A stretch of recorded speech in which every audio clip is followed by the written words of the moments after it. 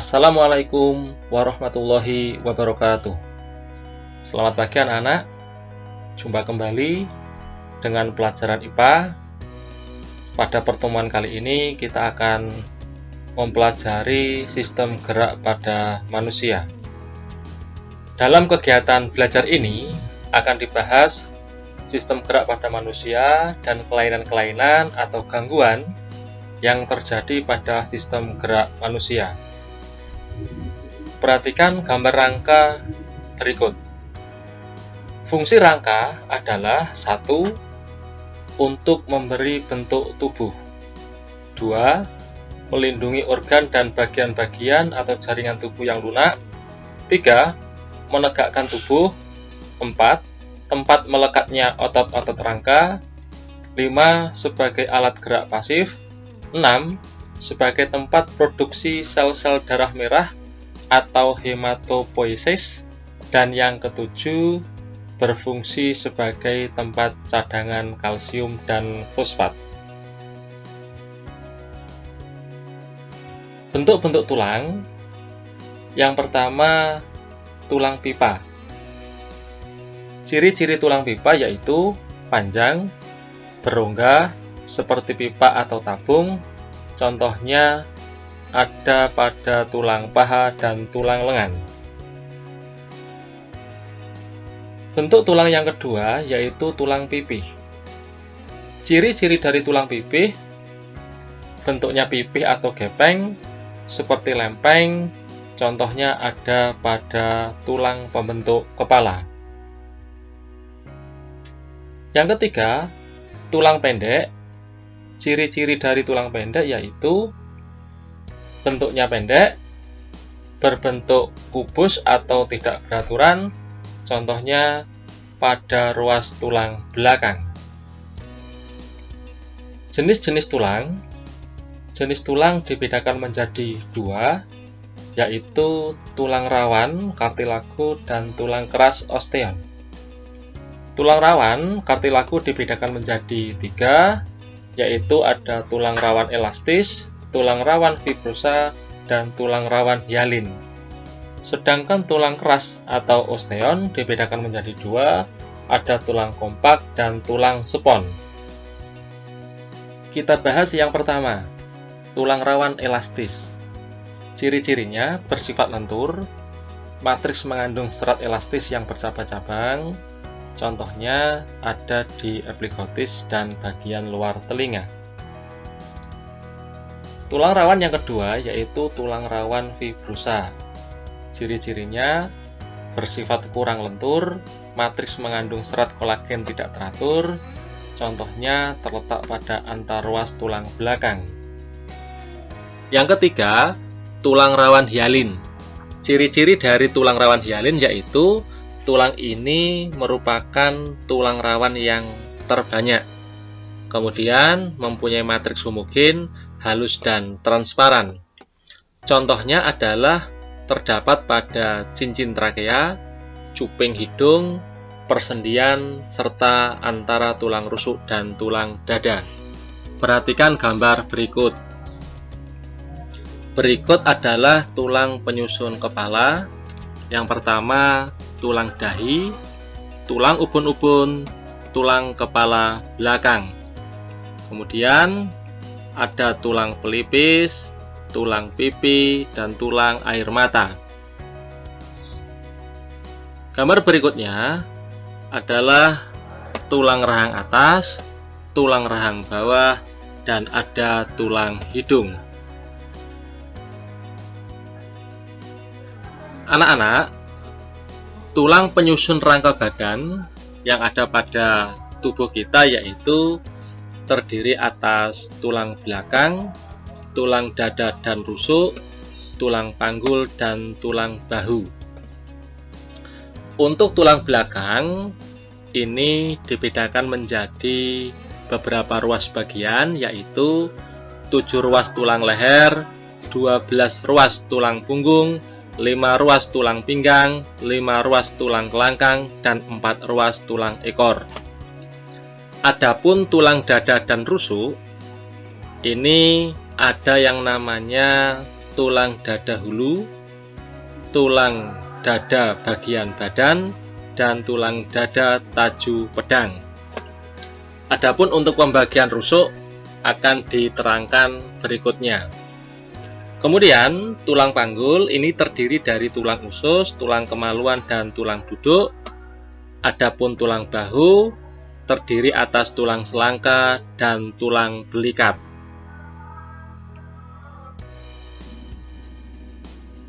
Kita lanjutkan pembahasan kita tentang tulang penyusun anggota gerak. Anggota gerak pada manusia terdiri atas dua bagian, yaitu anggota gerak atas dan anggota gerak bawah. Anggota gerak atas terdiri dari tulang lengan atas, tulang hasta, tulang pengumpil, tulang pergelangan tangan, dan tulang jari-jari tangan. Adapun bagian-bagian anggota gerak bawah yaitu tulang paha, tempurung lutut, tulang betis, tulang kering, tulang pergelangan kaki, tulang telapak kaki, dan tulang jari-jari kaki. Adapun anggota gerak bawah yaitu tulang paha, tulang tempurung lutut, tulang betis, tulang kering, tulang pergelangan kaki, tulang telapak kaki, dan tulang jari-jari kaki. Tulang rusuk atau kosta, perhatikan gambar berikut. Tulang rusuk atau iga merupakan tulang panjang yang bentuknya melengkung dan membentuk rongga rusuk. Tulang rusuk melindungi dada atau torak, paru-paru, jantung, hati, dan organ dalam yang lain yang berada di dalam rongga dada. Tulang rusuk ini dibagi menjadi 3 bagian, yaitu tulang rusuk palsu, tulang rusuk sejati, dan tulang rusuk melayang.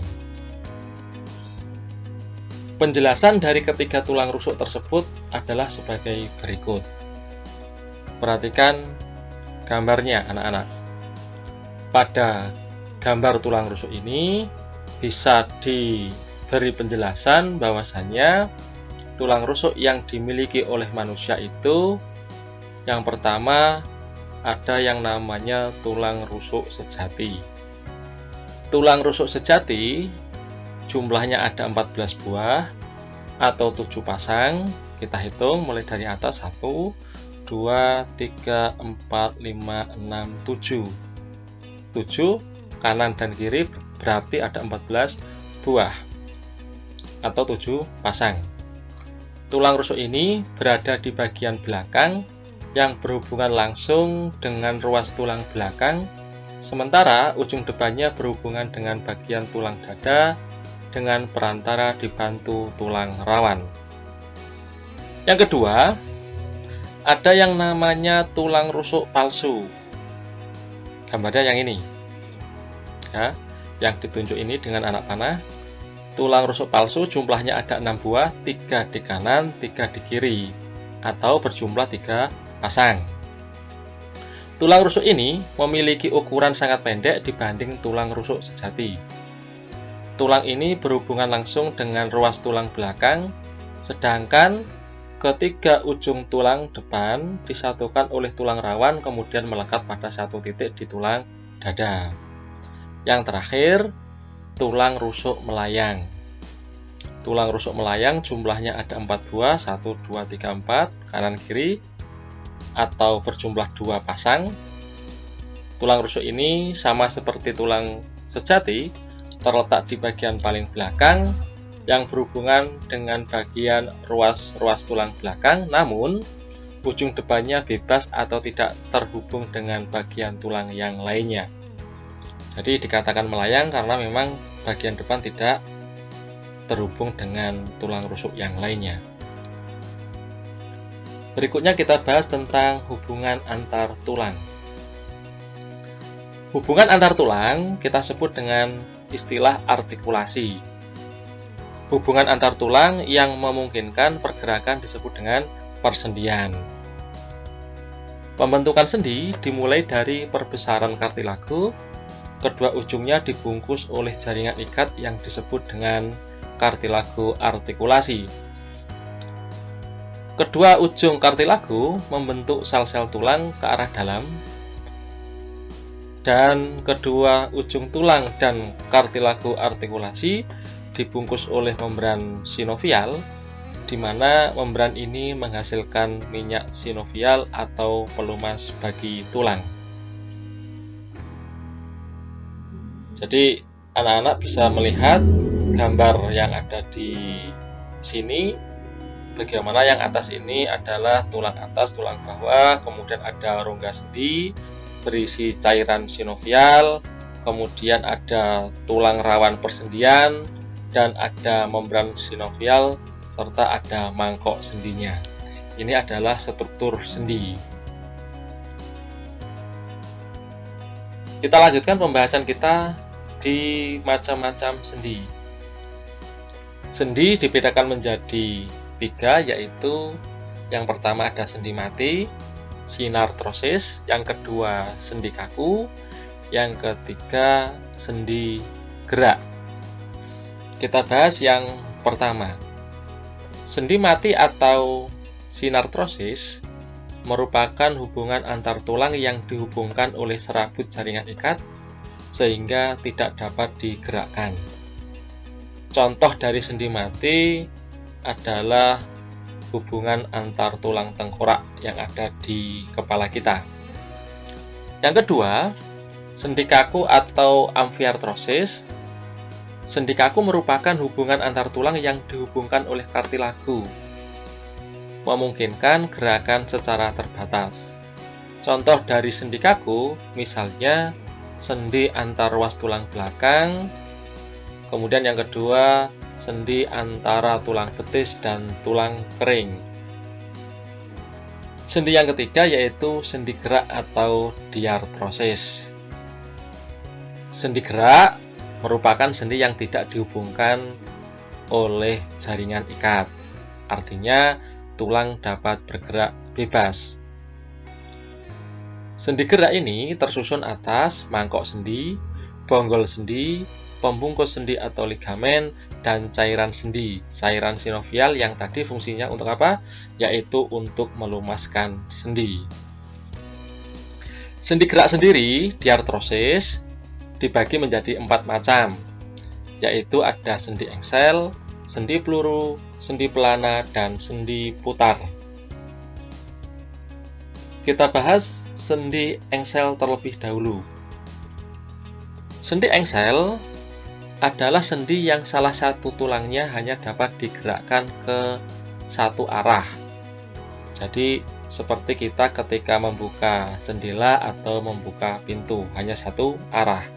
Contoh dari sendi engsel misalnya pada lutut, siku, dan ruas antar jari. Sendi gerak yang kedua yaitu sendi peluru. Sendi peluru yaitu sendi yang memungkinkan terjadinya gerakan ke segala arah. Kedua ujung tulang berbentuk mangkok dan bonggol. Contoh dari sendi peluru yaitu sendi antara gelang bahu dan tulang lengan atas, serta antara tulang paha dan gelang panggul. Sendi gerak yang ketiga yaitu sendi putar. Ujung tulang yang satu mengitari ujung tulang lain sehingga memungkinkan gerakan memutar.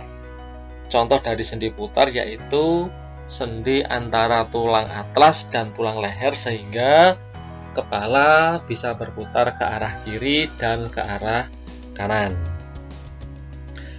Sendi gerak yang keempat yaitu sendi pelana. Kedua ujung tulang membentuk sendi berbentuk seperti pelana dan berporos dua. Contoh dari sendi pelana yaitu sendi tulang ibu jari antara tulang telapak tangan dan ruas jari tangan. Anak-anakku, berikutnya kita bahas tentang otot. Otot disebut sebagai alat gerak aktif. Kenapa? Karena otot dapat berkontraksi. Ciri-ciri otot yang pertama yaitu otot memiliki ciri kontraktibilitas, artinya otot memiliki kemampuan memendek dari ukuran semula. Ciri yang kedua yaitu ekstensibilitas, artinya otot memiliki kemampuan memanjang dari ukuran semula. Ciri yang ketiga yaitu elastisitas, artinya otot memiliki kemampuan kembali ke ukuran semula. Jenis-jenis otot. Jadi pada sistem gerak manusia, jenis otot nanti dibedakan menjadi 3. Yang pertama ada otot lurik, ada otot polos, dan ada otot jantung. Kita bahas terlebih dahulu tentang otot lurik. Otot lurik itu memiliki ciri-ciri. Yang pertama, memiliki garis gelap terang. Yang kedua, memiliki aktin dan miosin, kemudian berbentuk silindris dan memiliki banyak inti di tepi. Jadi otot lurik ini banyak melekat pada rangka kita. Kerja otot lurik dikendalikan oleh otak, artinya otot lurik menjadi otot yang sadar. Jadi gerakannya itu bisa disadari oleh manusia itu sendiri. Misalnya ketika kita ngangkat tangan, kemudian ketika kita berjalan, itu yang bekerja adalah otot lurik. Otot rangka memiliki bagian, ada tendon, ada empal. Tendon itu merupakan jaringan tebal yang berfungsi menempelkan otot ke tulang. Sementara empal adalah bagian tengah yang membesar. Tendon yang melekat pada tulang diam disebut dengan origo. Kemudian tendon yang melekat pada tulang yang dapat bergerak disebut dengan insersio. Jika otot berkontraksi, maka empal akan memendek, membesar, dan mengeras, membuat tulang terangkat. Sekali lagi, contoh dari otot lurik ini anak-anak. Jadi contohnya terletak di lengan tangan dan kaki, sehingga kita bisa kuat untuk mengangkat benda dan berlari. Jenis otot yang kedua yaitu ada otot polos.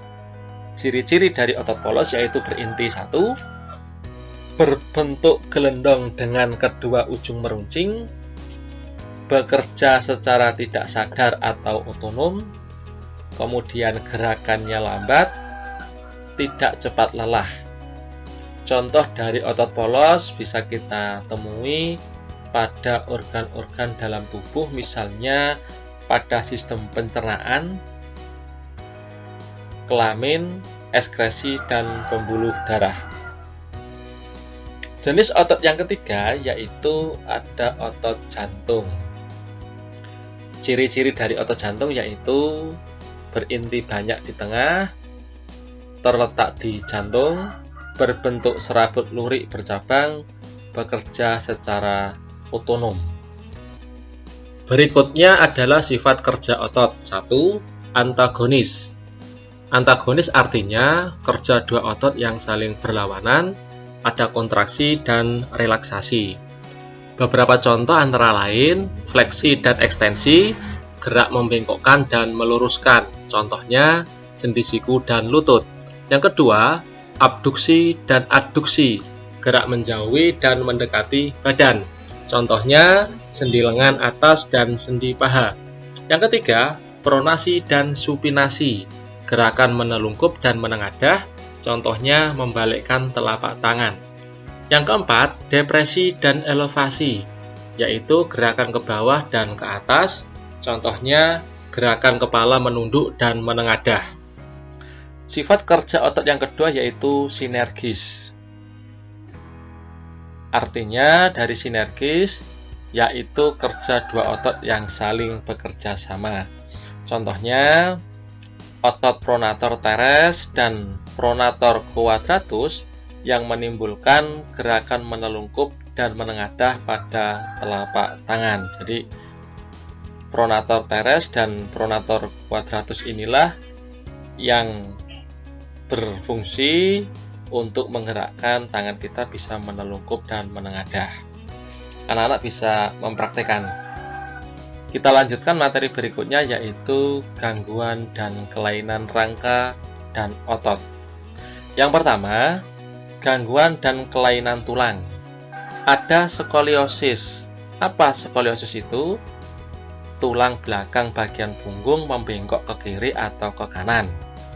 Yang kedua, ada lordosis. Tulang belakang bagian punggung membengkok ke depan. Yang ketiga, kifosis. Apa kifosis? Kifosis itu tulang belakang bagian punggung membengkok ke belakang. Kemudian berikutnya ada fraktura. Fraktura adalah patah tulang. Jadi patah tulang ada patah tulang ke dalam, ada patah tulang keluar. Patah tulang yang ke dalam artinya patahan tulang itu masih terbungkus oleh daging atau otot kita, sedangkan patah tulang yang keluar, tulangnya itu sampai menembus daging atau otot kita. Yang berikutnya ada osteoporosis, yaitu tulang menjadi rapuh karena berkurangnya jumlah kalsium dan mineral dalam tulang. Osteoporosis ini biasanya terjadi pada lansia. Kemudian ada rakitis. Rakitis itu adalah penyakit yang disebabkan oleh kekurangan vitamin D dan kalsium, sehingga berakibat pada kelainan tulang yang tidak sempurna dan ditandai dengan kaki berbentuk O atau X. Gambar-gambar berikut ini adalah gangguan pada tulang punggung ketika anak-anak mungkin sikap duduknya kurang benar, maka akan berakibat gangguan pada tulang punggung menjadi skoliosis, ada lordosis, ada kifosis.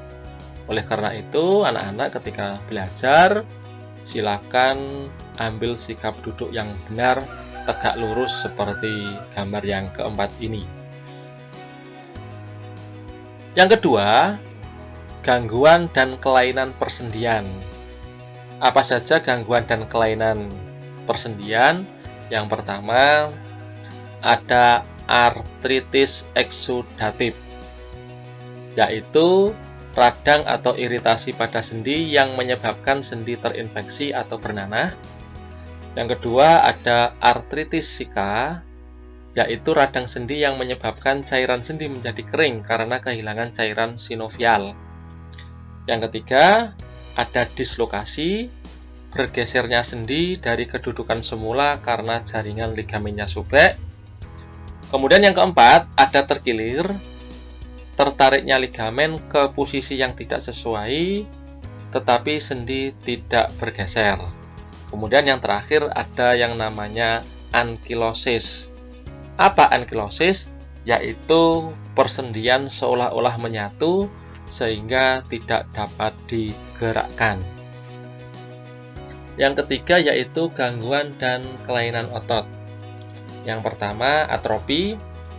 Atrofi adalah otot mereduksi atau mengecil sehingga tidak kuat untuk melakukan gerakan. Yang kedua ada hipertrofi, yaitu ototnya membesar. Kemudian ada kram. Kram itu kejang otot yang disebabkan oleh cuaca dingin atau aktivitas otot terlalu berat.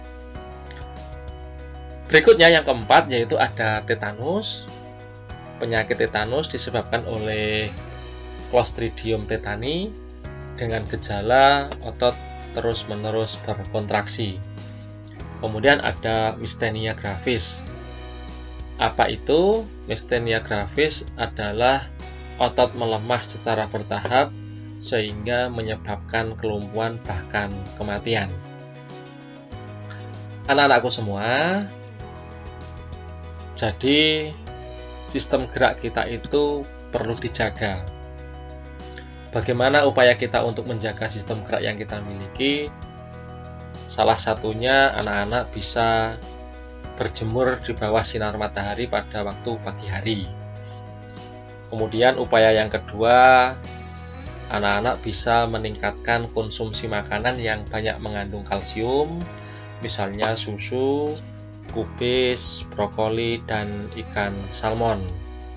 Yang ketiga, memperbanyak konsumsi makanan yang mengandung vitamin D, antara lain susu, telur, minyak ikan.